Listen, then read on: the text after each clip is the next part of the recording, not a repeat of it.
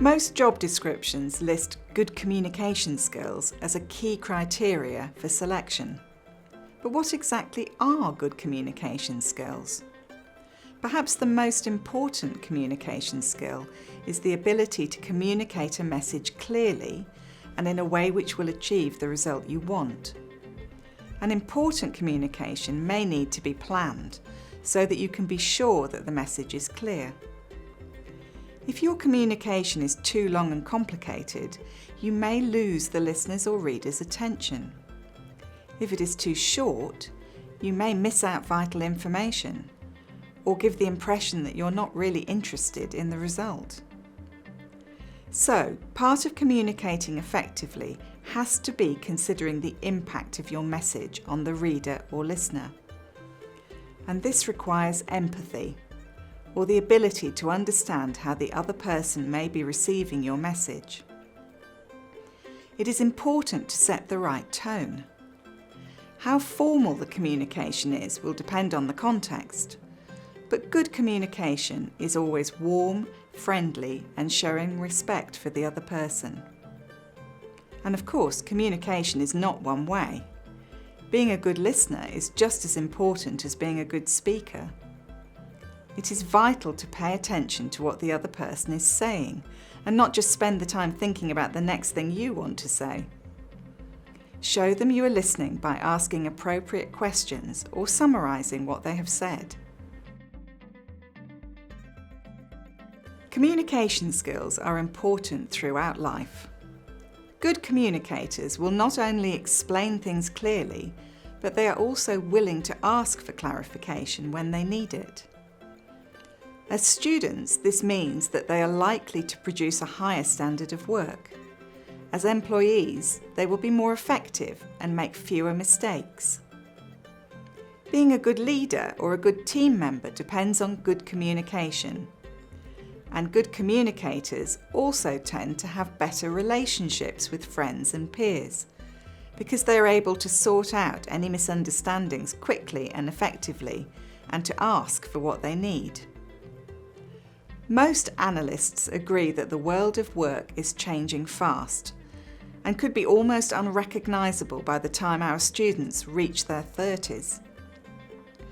Traditional jobs, which involve single physical skills, such as truck driver, are likely to disappear.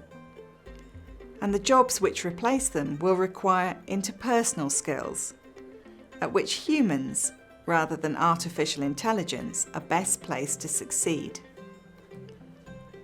The world is also becoming a smaller place, meaning that there will be more and more cross-cultural interaction. Those with excellent communication skills will be in the best place to do well in life. Perhaps the biggest challenge nowadays is that students are often more comfortable with written communication, especially texting and messaging, than face-to-face communication.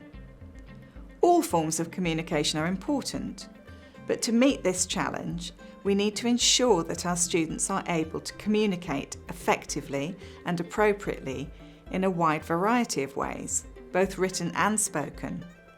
For example, tweets, messages, essays, emails, informal conversation, and formal presentations and interviews. To do this, we need to show them good models, and we need to do 3 key things. Firstly, help them notice and analyse the skills and language needed to communicate effectively in all these genres. Secondly, give them the opportunity to practice and develop them. And finally, give them helpful and encouraging feedback as they progress.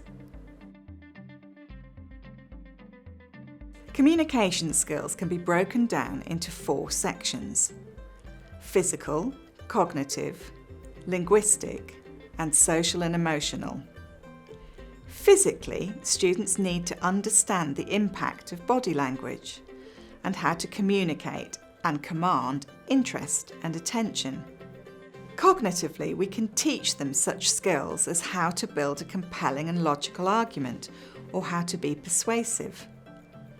Linguistically, we can make sure that they have the language they need to communicate effectively in any given situation, taking into account the relationship between speakers and the desired outcome of the communication. And last but not least, we can help them to develop the social and emotional skills they need to build good relationships, use empathy, be appropriately self-critical, and willing to learn. We can also focus upon specific skills such as active listening and how to show that we're paying attention, or turn-taking in appropriate ways, keeping a balance of interaction between the different participants in the conversation. And finally, we can make sure that we give plenty of opportunities for students to practice working cooperatively in small and large groups, and encourage them to analyse how well they work together and how communication could be improved further. In order to develop good communication skills, students need, firstly, good models of how to communicate, using audio scripts, videos and examples of writing. Secondly, guidance in analysing both the communication they see, hear and read and their own communication.